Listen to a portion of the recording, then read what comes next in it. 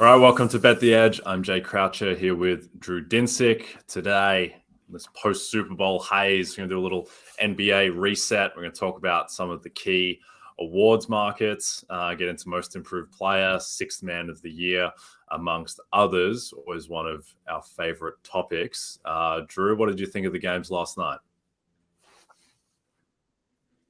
They were pretty entertaining. It was more effort and more kind of back to normal after what was a very weird week with the trade deadline, kind of making rosters a little uneven and making effort a little questionable. Last week's action overall was very, very suspect, and this week at least that felt, yesterday at least felt a little bit more back to normal. Didn't have a winning night. Timberwolves only team that came through for me, and even that one got a little dicey. Doesn't matter who the Mavericks are playing or what the margin of what the margin is in game. It turns out they can make a game close. If they're up or if they're down, it does not matter. Every Mavericks game is going to come down to the end. But that was ultimately a fun one.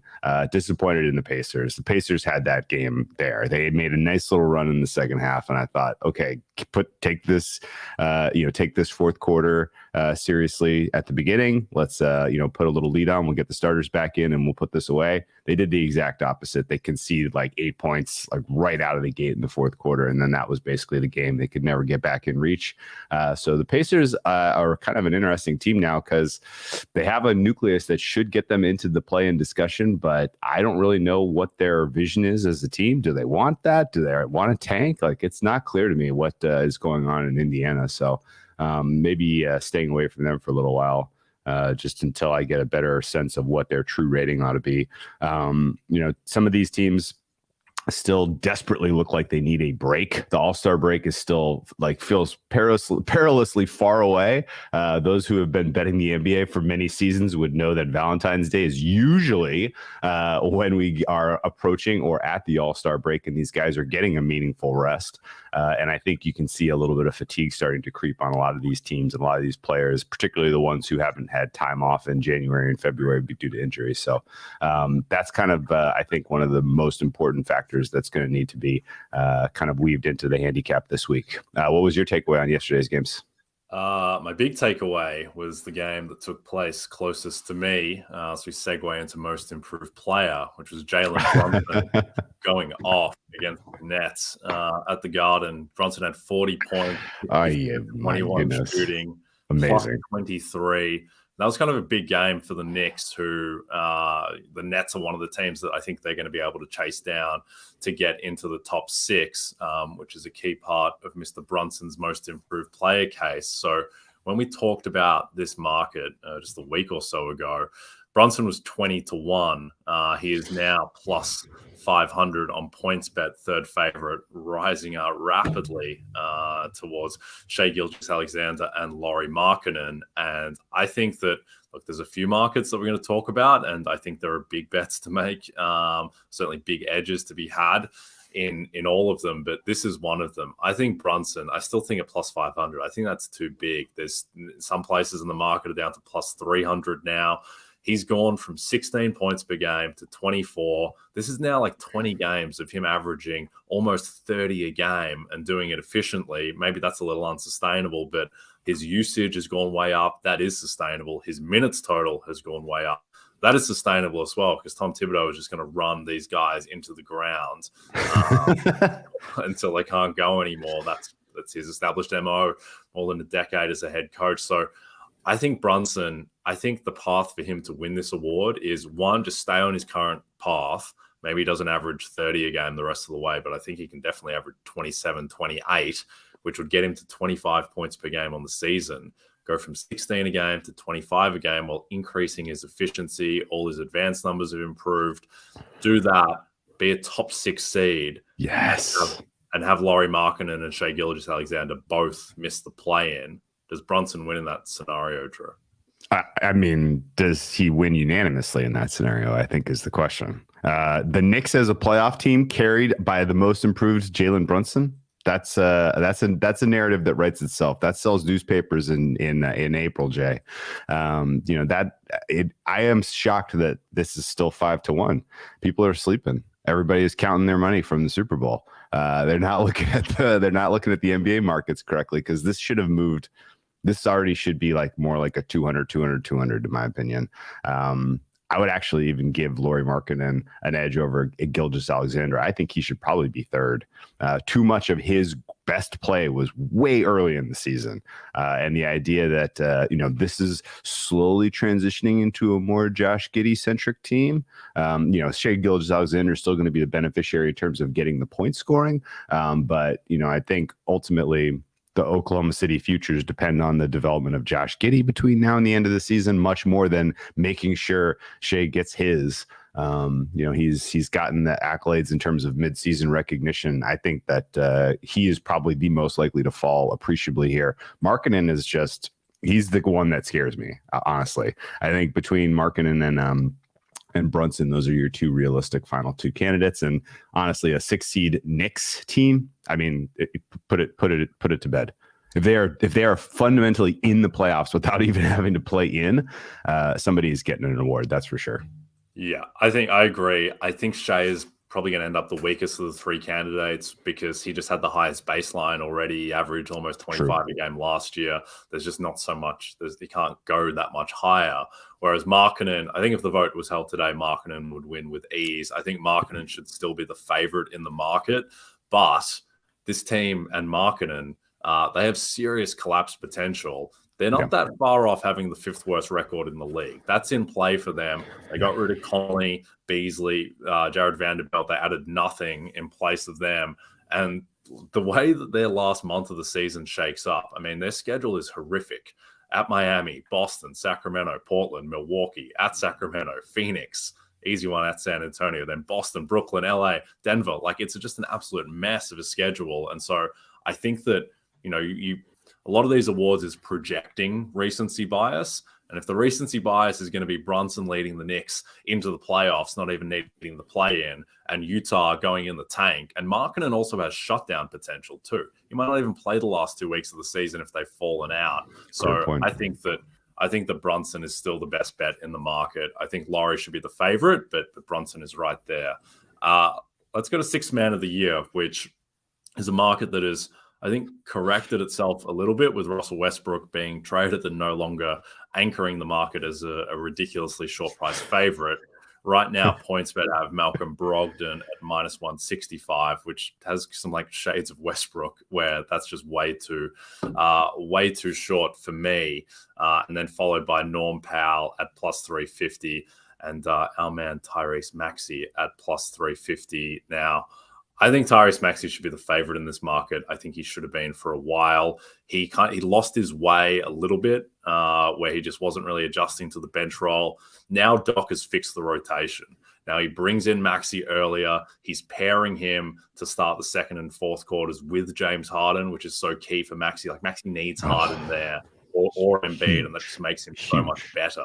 And the fact that has been solved, the fact that he's playing low 30s in minutes, he's just too good of a scorer not to average 17 a game off the bench if he's getting these minute totals and playing next to Harden. And so I think that the thing with him is just that he's one injury away to anyone in the starting lineup from being in real trouble. And yesterday, PJ Tucker left the game early with some calf tightness.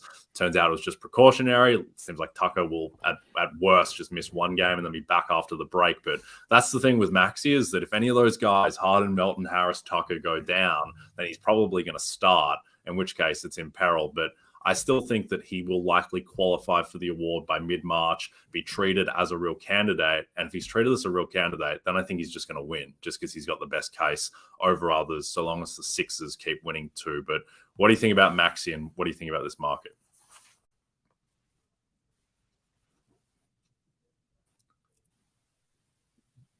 Do you think Brogdon is too short? In form. All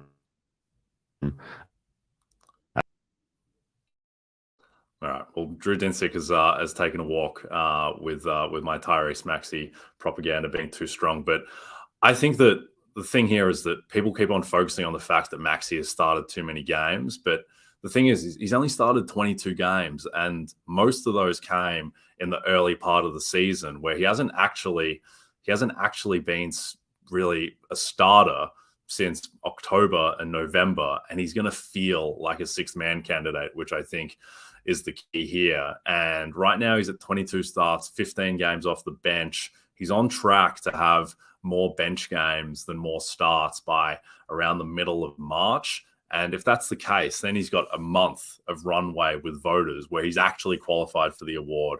He feels like a sixth man because he hasn't started in so long. And the other thing with Maxey, as opposed to someone like Norm Powell, is that Maxey has narrative. Maxey has serious narrative where what's the track record of someone basically as young as him, as good as him, volunteering to go to the bench for the Sixers? It just doesn't really happen. So he's going to have that narrative propelling him. He's going to have the best counting stats. It's just a matter of whether he comes off the bench enough. Drew, looks like we got you back. What do you think of Maxey and what do you think of this market? Well, thankfully I got to hear your whole breakdown there because you are in mid-season form, Jay. That was exceptional. And I thought your point about Doc Rivers tweaking the minutes, this is something that I've been screaming at my computer about ever since we staked back. I think the best bet I got at any market at all for all of the awards betting after Jokic MVP, it's Maxey sixth man of the year. Great price, great stake. I'm really pulling for this one. I don't even have a bet on the Sixers last night. I'm literally watching the box score. Maxey went in. I'm going to flip over to that game because I want to see how this goes. I'm that invested at this point. And you are right. I've been screaming. You need Maxey and Harden on the floor together with Embiid off. It's just the synergy is too solid. We have such a great signal on this now. Ever since they brought Harden in last year, he elevated Maxey's performance, and those two guys just have great chemistry on the floor, particularly producing offense. And Rivers tweaked it. It's working beautifully. Maxey's out of his slump. And I think, as long as these Sixers continue to win basketball games and, keep themselves in the conversation for the 2 seed, maybe even the 1 seed, then Maxey is going to be a very, very, very real candidate for this award. And it's going to be his by default, effectively, because, Brogdon is an extremely uninspiring candidate at this point. His stats through a quarter of the season were amazing. He was really providing a huge pop to the Celtics, but it has been, there's been games and there's been performances from Brogdon where I'm literally wondering, should we really be giving him all these minutes? Should he really be at this point in the rotation? Like Brogdon's play has slipped appreciably to the point where he has been a negative for the Celtics at times in important games. So, he is a guy that I could see continuing to fall in this market. I do not think he should be minus 165. He got all of the equity when Russell Westbrook fell out of this market. And I think it probably should have been split between Powell and Maxey. So Powell and Maxey ultimately is how this comes down. And I think it'll a little bit depend on whether the Sixers are clearly in, a home playoff spot versus the Clippers, who look like they want to flirt with the 5-6 seed. Yeah, that's the thing with Powell, who is a really strong candidate and I think should on merit be probably above Malcolm Brogdon. Brogdon's advanced numbers are not good at all. Oof. His on-off is terrible. He's just a lot worse than Derek White. Derek White's a lot better. And when Smart comes back after the All-Star break, when Brown comes back, I think we're going to see Brogdon playing 20 to 22 minutes a game, and that's just not going to be enough. He was, even with these guys out, I think the other night he was at 18, 20 minutes a game, scored 3 points. He's dealing with an Achilles at the moment. Yeah. So I think Brogdon, he can still definitely win, and he wins if everyone else falls over, but he needs a few things to go right. I think Powell needs the Clippers to have good vibes and be a top 4 seed, and that's just tough sledding with best of luck playing.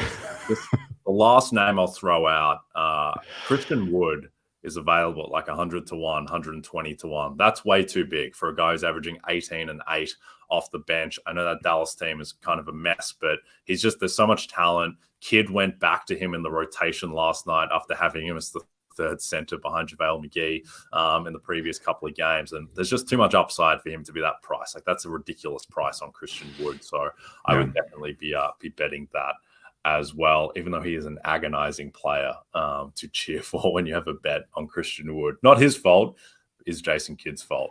All right, before we get into DPOY, just a reminder, if you don't have the NBC Sports Predictor app, go download it now. The contests are free and easy to play, and you have a shot to win thousands this weekend by predicting what will happen in the Premier League and college basketball. Now, Defensive Player of the Year, market very close to my heart, to Marcus Smart's heart.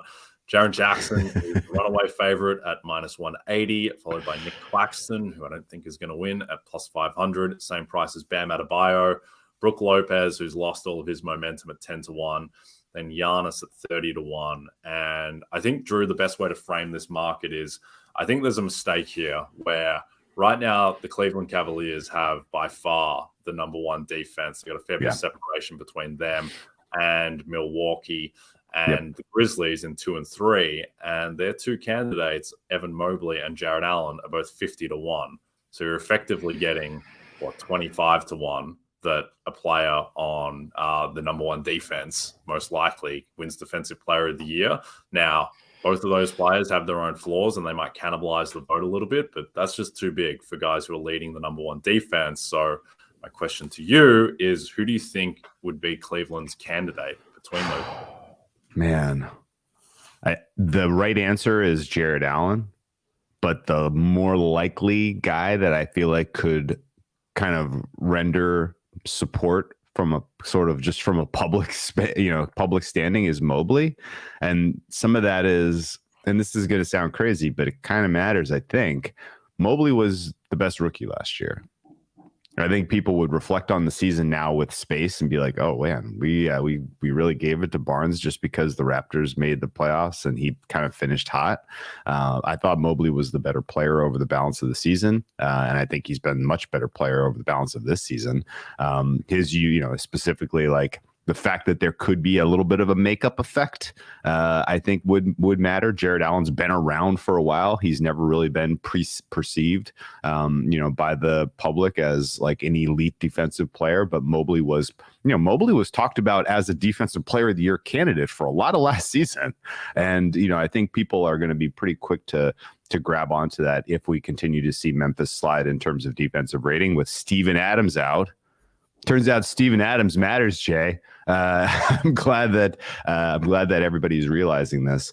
I think there's potentially going to be a little bit of a buy point on JJJ if he continues to come down here and Steven Adams returns and they finish the season strong. But for now, at least, I like your general philosophy. Like, the defensive rating is clearly telling you that Cleveland is the best defense. The eye test of watching the games would tell you that Cleveland has the best defense. And oh, by the way, their schedule among the easiest remaining from this point to the end of the season.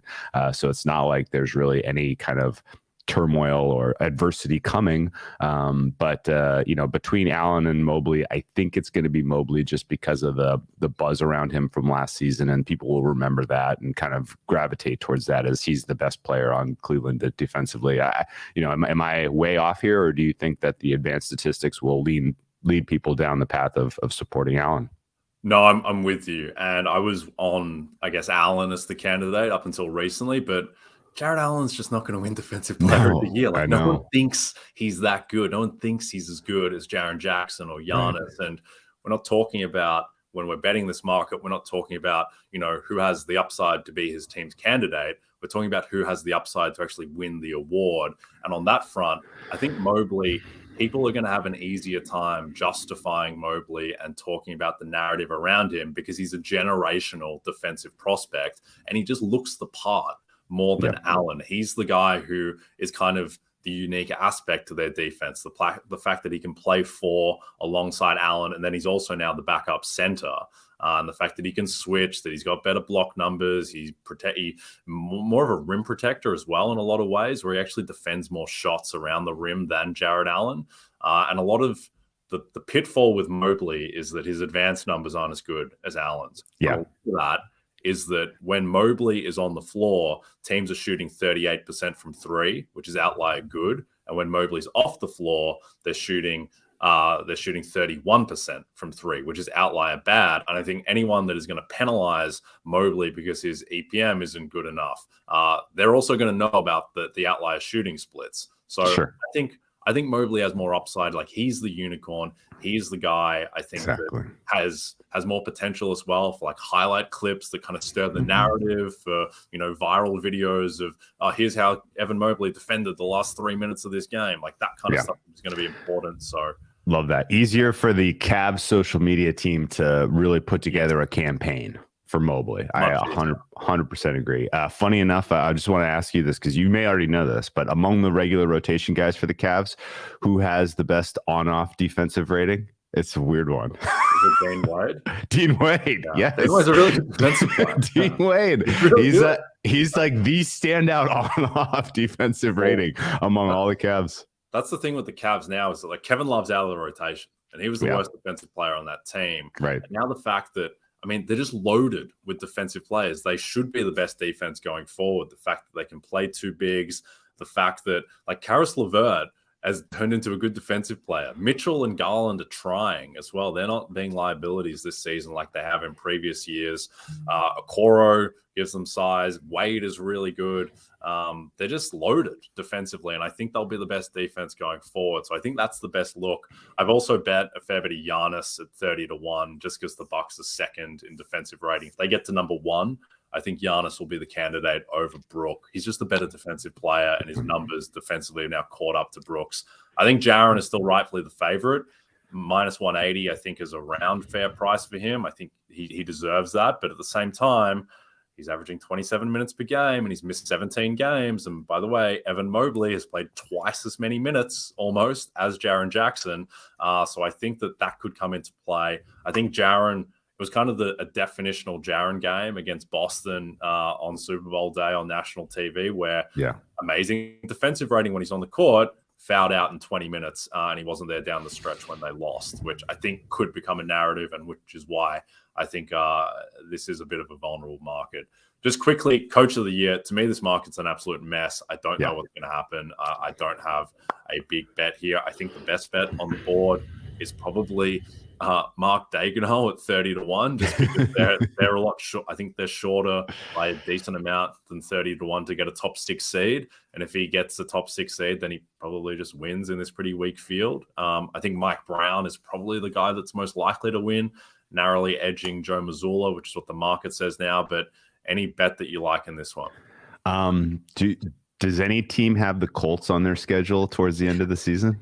I don't think I'm not seeing the Colts on, because again, this you're right. This market is an absolute mess. I mean, you can make a case for basically anyone in the top 15 here of the board.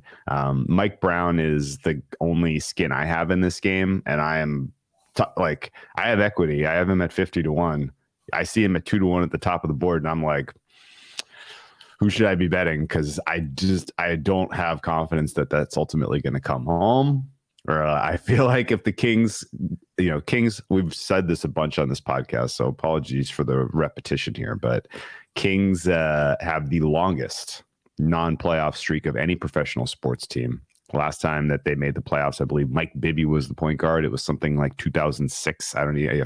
I might even be not giving them enough credit for how poor. It might have been 2004. I don't even remember. But it was a long, long, long time ago since the Kings made the playoffs. And if they're in conclusively this year with this squad, I think Mike Brown probably ought to be the favorite. But I don't think they are in conclusively. I think there's definitely some slippage potential here for the Kings, just based on they've been compiling wins during the time of the season where a lot of other teams are dealing with injuries and motivational issues. And so down the stretch, if the Kings flag at all, he's going to fall out of that top tier pretty aggressively.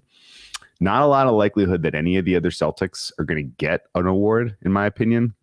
Brogdon, the only guy with a realistic shot. And if I was doing anything in any market, I would love to be writing people tickets for Brogdon at minus 160, like that same exact kind of concept of writing Westbrook at minus 200, writing Brogdon at minus 160. Like, those are terrible bets. And I think, there may be we really need to acknowledge the Celtics in some way. Jason Tatum's going to get a first team forward spot. That's you can write that in pen. But there may be some incentive to give Mazzulla Coach of the Year, just as a hat tip and a nod to the fact that the Celtics were one of the best regular season teams all year. So he would be my guy that I have circled, and I would hope that, if the Celtics, because it's tough because the Celtics have slid and he is only plus 200. So I don't know that this is going much more in the direction where you're getting a favorable price on Missoula. So I think I'm stuck with holding my high equity Mike Brown ticket and just praying for a miracle.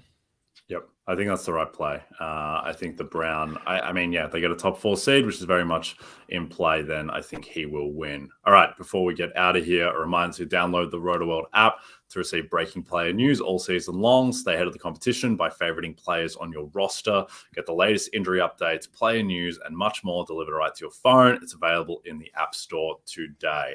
All right, Celtics, Bucks, Kings, Suns tonight. Any bets on these games, Drew? Man, so was excited to see Celtics Bucks. That was a really, really entertaining Christmas Day game. That was probably that wasn't the best of them, but that was a very good one. And in general, just love how these teams match up. This is your at least the way that I model out the rest of the season and then the playoff matchups. This is a preview of your Eastern Conference Finals, as far as I can tell you. You have questions about a couple of key players for the Celtics. Well, we know Jaylen Brown is out. We know Marcus Smart is out. Jason Tatum is doubtful. You have Grant Williams and Robert Williams questionable. So basically, you don't really get a preview of how these teams match up at all in their current form. I think realistically, the fact that this is out 2-9 with the news that Tatum and Brown are doubtful and out, is correct. And I think looking at 225 as a price here, that's potentially a little bit on the low side for a total, considering you're probably, this is a Milwaukee team against, the Boston second unit that's going to be able to score into the 120s, I think, pretty comfortably. So if I had any play on this game, I'm taking over 225. It's come down because of the lack of, top tier players for the Celtics, but I think those guys matter more for what they want to do defensively against the Bucks than I think it matters for their own offense. So I think this is going to be Celtics plan A, B, and C is going to be shoot the three. Bucks allow a lot of threes. The Bucks, they've defended the three better this year broadly, but under Mike Budenholzer, that's sort of been their Achilles heel. So this looks like an overplay to me if I was going to get involved in this one. And I don't see a ton of value on the board tonight, so I may dabble in this one just for a little bit of interest because this is a marquee game even despite the lack of stars.